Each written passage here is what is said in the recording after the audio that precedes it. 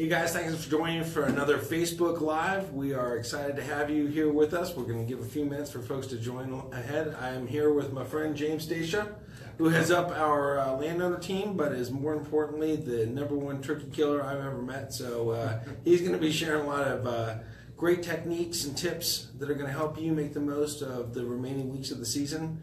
I know for our folks in North Carolina, you guys got a couple more weeks. For our folks in Virginia, we have 3 more.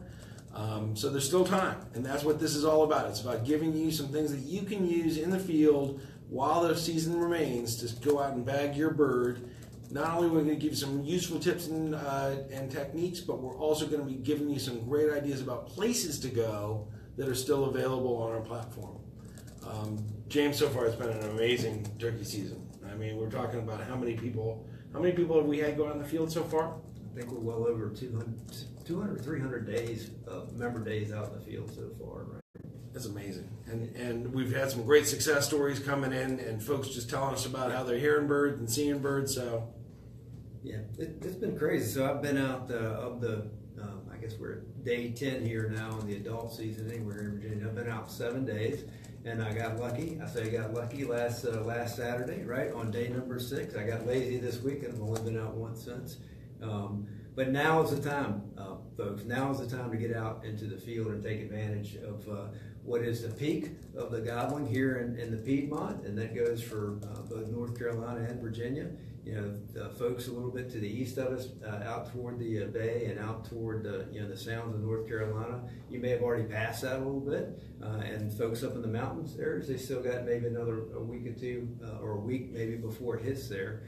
But I will tell you that the bird I got last Saturday, on opening Saturday, he had hens with him and a Jake, and this past Saturday I had him by himself with that Jake, and I was able to seal the deal on him. I didn't hunt him opening day, a couple other folks did, but I was able to rub it in on him a little bit, come behind him and clean up. So it was a great experience, right? So hey, that's lots of good news for folks that have not so far had success. There's still not only a lot of time left, but this is the peak of the season right now. So we have places that are going to be available for you this weekend.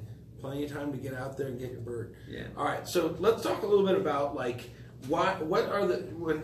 you're a turkey hunter that's going out, what's the single most important thing to be able to help your success? Yeah, you guys might remember this from last time, but it is really it's picking a good place and then just being really, really cautious about your movement, moving around. I did want to kind of close out the deal on the kind of why it's important now. The reason that gobbling peaks is because that's when hens leave their gobblers and they go sit on the nest. You know, basically continuous. They get off the nest a couple of times a day to feed, get some water, and do their business, so to speak. But by and large, they're sitting on the nest incubating the eggs. And when that happens, that's when the gobblers go nuts because they're used to having a little gobbler action, a little revelry every morning and in the afternoon. And when that's taken away from them, that's when they go nuts and start gobbling a whole lot. And so they're a whole lot more susceptible to being calling in and doing what they typically don't want to do, which is go to a call instead of having a hen come to them. Mm-hmm. So that was just a really important thing about why the peak is so important and where I like to cash in. Again, this 3rd week in the Piedmont tends to be at 3rd week in April. Some things really important as you're going out to hunt and setting up. First thing is, if you go out the night before and it's a pretty evening like it was here, and you can try to roost a bird, that is a really good tactic. You know where he is in the morning. You can go set up on him. You can and kind of figure out where he might go from there. So that's one thing. But absent that, if you're going on a place, go to a place of high probability of having a turkey there. Go in the morning, and the first thing you want to do, obviously, is try to locate a bird, and you can do that by using owl calls or various other calls, or even just listening. If the bird's hot, he'll start gobbling.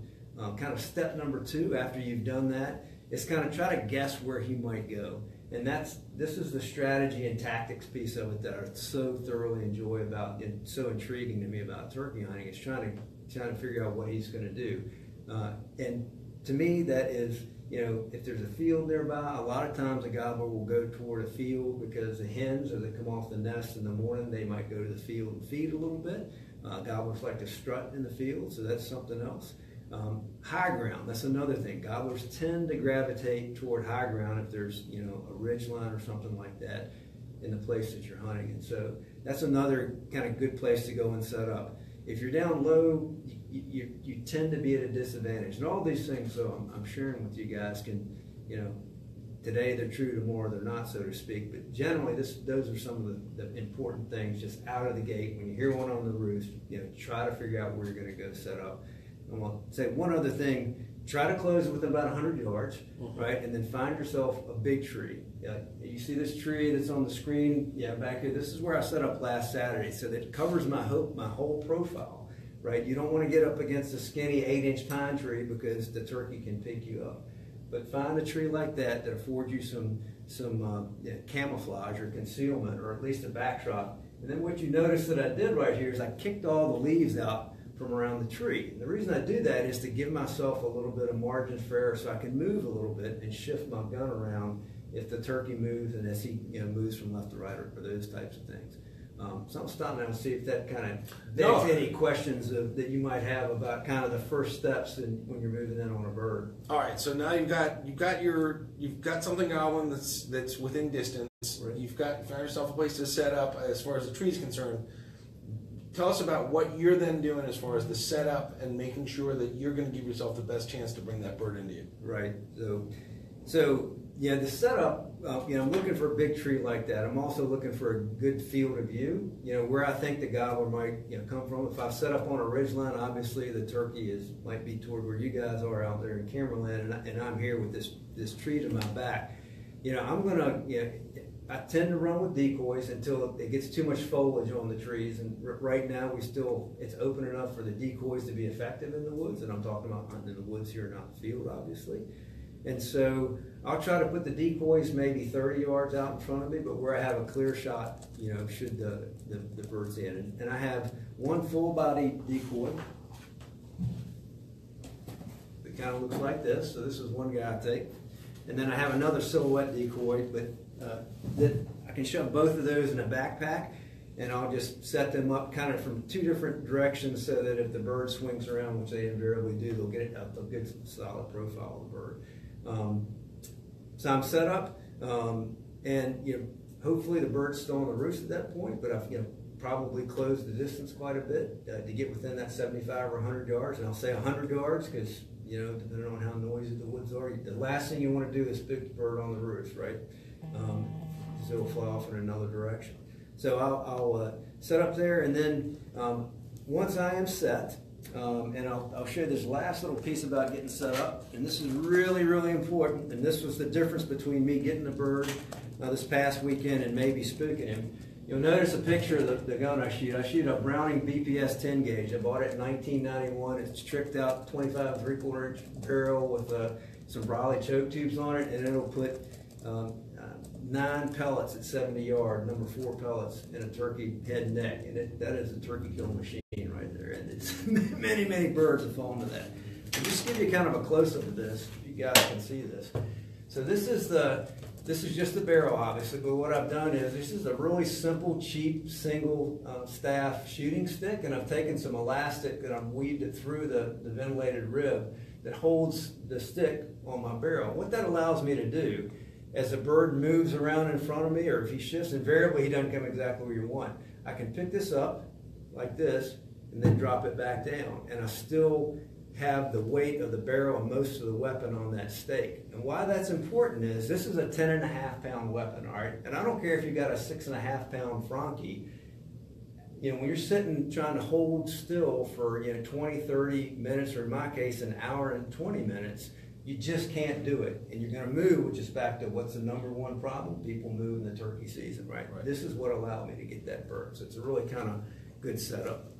Now, let's go back to the decoys just for a second, because I know there's a lot of, again, field hunting is a little bit different. You're setting up on the edge of a field maybe, but where is it, what's kind of the optimal setup as far as how many decoys, what kinds of decoys, and when can it be actually detrimental because you're doing a little overkill? Right.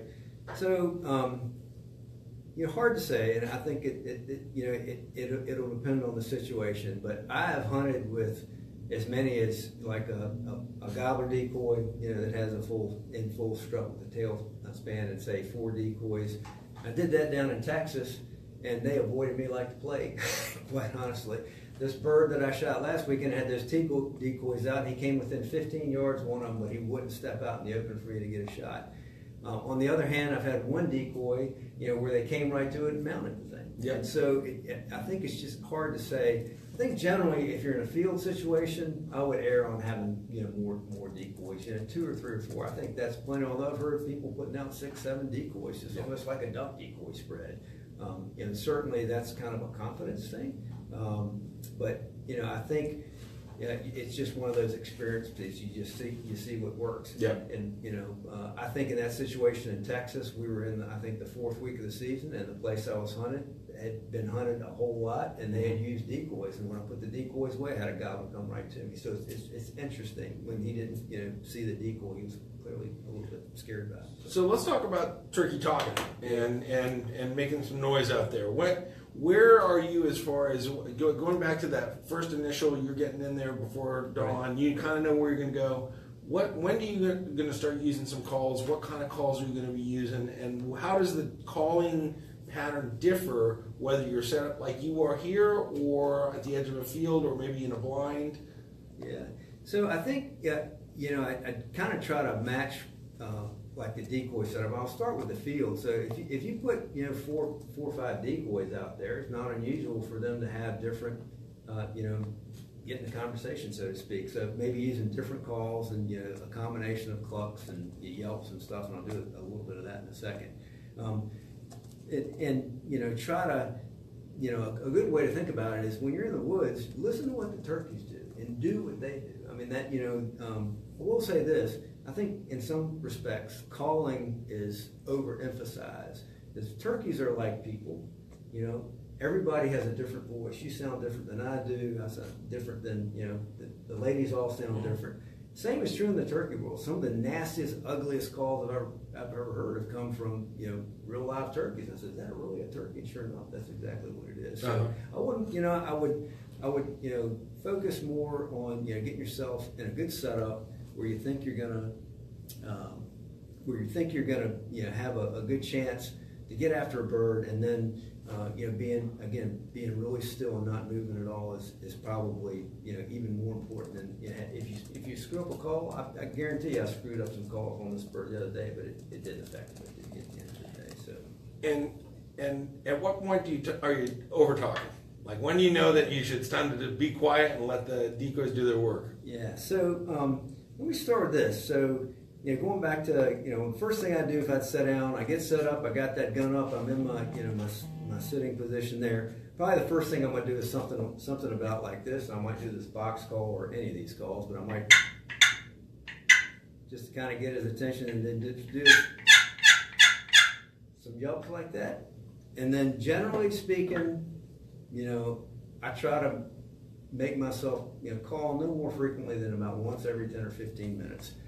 Just generally. Now that varies, I think you guys might remember last time I was talking about if it's a very aggressive bird, or if I think there's multiple gobblers or I got competition with hens, I change that around and I call a little bit more. Going back to the field thing, I might follow what I did with that box, with some more, pick a different call up like that, and that sounds different.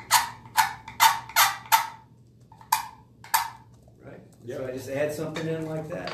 And just make it sound like there's multiple turkeys there. If there's multiple decoys, and you hear a gobbler, he's out in the edge of the field, or he's in the field. So I think too much calling, it's just hard to know ultimately. But I would err, particularly if you're just starting out, err on calling less. All right, one thing I can assure you, if that bird's within 100 yards of you and you make a call like I just made, any one of those calls, he knows that you called, and he knows exactly where you are. And don't ever forget that, right? Don't ever think he didn't. He heard you. I guarantee you that he heard you.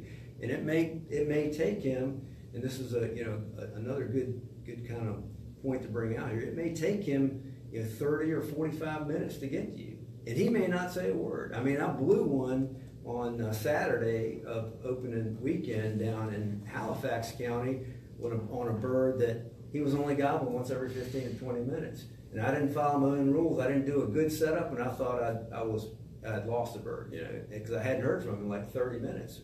Well, I was leaning up against the side of a tree, not in a good setup on the side of a hill, and he gobbled about 50 yards out in front of me. So shame on me. I could have sealed the deal over the weekend and not, last Saturday.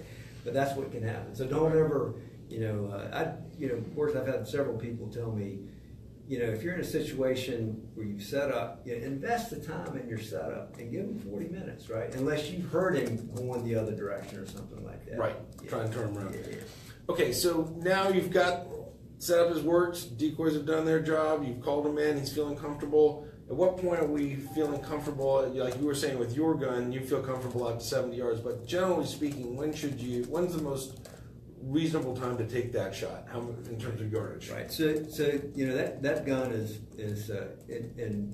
I would specifically suggest that nobody try to take a 70-yard shot. I know that gun will do that because I've had it for over 30 years and I know what it'll do. Shooting number 4, 2.25 ounce, number 4 load. But I rarely take 70-yard shots. I'm going to wait till he's within 40 yards, which is a good number, just probably the same with your standard 12 gauge gun. If you're shooting at 20 gauge or something smaller than that, then obviously you need to be closer than that. Even I'd say 25 or 30 yards. This bird right here, first shot was at 31 steps, and then as luck would have it, so focused on the bird and my shot, I had a sapling about the size of my index finger of a beech tree that was right between me and the bird. And I hit him the first time, but it did not, dispatch him fully, and I had to take a second shot. He was flopping at me. The second shot was at 23 steps, and that was the end of that. That was the end of that, that's right. So that's actually a question that we've had as far as, generally speaking, when is it time, there's the old, until they stop flopping, you're not stopping. So where do you feel like it's comfortable that you have to know where your placement is on the first shot? So, here's the thing, and I feel very, very strongly about this. I'd argue like a lawyer with anybody on this. If the bird's head is still up, you need to take another shot. He can come back to life, and he can fly, he can run. In many cases, he's just stunned because he took a body shot or something like that. If his head is sticking up, you shoot again. If that head's laying on the ground, it's over. All right? And so I think a lot of people, ask, where do you aim? I don't know, where do you aim? So what I do when I'm taking a shot at a turkey, and of course this is much smaller, and with, ideally, gobbler, his neck might be sticking out like that. I aim right toward the base of the neck. I don't know if anybody has an idea why I do that, but I'll tell you why I do that. Instead of aiming at the head, the reason is if you aim at the head and you happen to push off, which means you lift your gun barrel off, you may completely miss him. The benefit about being down here, it just gives you a little bit more margin for error. And this is probably the only time when you're shooting a shotgun that you're shooting it more like a rifle than you are a shotgun. Make sure that you got your eye closed and you got that front sight alignment and you're level down the barrel, and you got that bead right at the base of his neck. Yep. And you squeeze that you squeeze that trigger off, and that way. Shot pattern, you get his head, you get his neck, you get some of his body. Chances are you're not, even with number 4 shot, a lot of people, I would tell you that number 4 shot, I would suggest that you use that over 6s, 5s, anything else. It's just, you get much better penetration, much better knockdown power, even though you lose a bit of a pattern density. All right, so we've talked a bit about setup. We've talked a little bit about calling and decoys and some of the other techniques. Talked about your shot. Now let's talk about where you're going to go. Because if you don't have a place to go, none of that's going to do you any good. Yeah. So we've had a couple of members that have sent in some photos, and let's pull up those properties if you don't mind. Yeah. So we had, let's go to Wheeler Bridge. Yeah, that's everybody there. That's that. Yeah, this is this bird right here from our Wheeler Bridge property in North Carolina. Yeah, it's just outside of Burlington. It's literally borders Interstate 85. Yeah, we're doing a run through kind of what it looks like. You can hold up just right there, I'll tell you. So when I was down there scouting and listing this property, the Turkey Act, this is a big draw that comes down off, that goes directly away from 85, and the turkey activities, big woods behind this. It goes actually into it like a state park around a lake back there. And there's tons of turkey signs. I don't know where this, I remember got the bird, but it was planted in wheat too, so it's a great, hardwoods, big woods, and ag field. It's like the perfect setup down there. All right, let's go to our next one. Would be Rural Valley Farm. All right, Rural Valley. This one's in Louisa, isn't it? Yeah, it's in Louisa. You know, maybe 45 minutes from Charlottesville. You know, a little bit further. You know, if you're coming down from the Northern Virginia area, still very accessible. I had a good friend that hunted this last Friday that came down from Leesburg. A little bit of a haul, right? But yeah. Really nice property, 250 acres. Good mix of, you can see in the pictures there, good mix of hardwoods. It's got a pine plantation in the back of it you got to walk to. And it's pretty remote and inaccessible by other folks. So you gotta do some walking there. It's got good creek bottoms, great turkey setups. Excellent. All right, let's try. Let's talk a little bit about Buckingham turkey hunt. Yeah. All right. This is one we were just talking about a little bit before we got started here. Yeah. Yeah. This one is, as the name suggests, in Buckingham County, Virginia.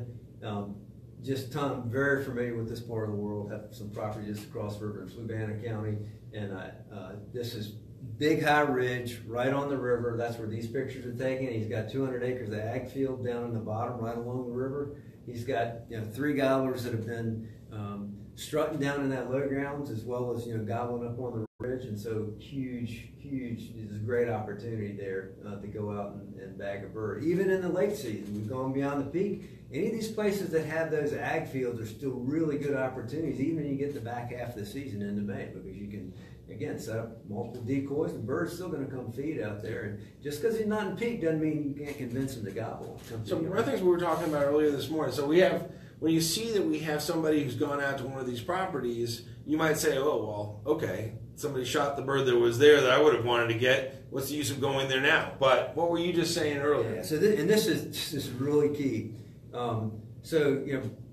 Turkeys are like big bucks, right? So gobblers are. So there's dominant birds, and if you bump off the dominant bird like it did last Saturday, the place to be in the coming days is that same place, because there will be no less than 3 or 4 other gobblers trying to establish dominance on that bird's territory. And so it's like they're even more susceptible than he was coming to this. I have had a close friend of mine and we worked at it. We each got 2 birds. He killed the first one, then we killed 3 successive birds within the same place within a week.